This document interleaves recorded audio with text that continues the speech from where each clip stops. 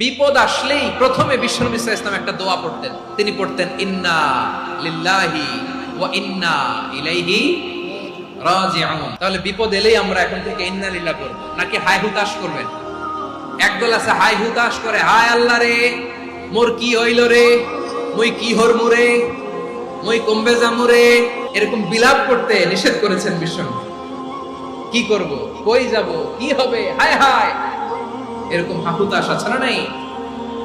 বিশ্বাসীরা হাহুতাশ করে না, তারা ইন্না লিল্লাহ পড়ে। তারপরে বিশ্বনবী পড়তেন আল্লাহুম্মা আজুরনি ফি মুসিবাতি ওয়াখলুফ লি খায়রাম মিনহা।